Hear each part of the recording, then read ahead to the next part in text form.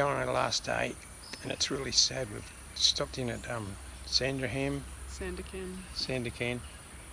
and this is where the Australian, British and Malaysian soldiers were forced to march back to KK, 230 kilometres, 230? Yeah, 246 kilometres. Yeah. Nobody survives it. It's called the Death March. It's a really sad moment, but it's wonderful that people still recognise, and the Australian government has gone to the trouble to put up this memorial.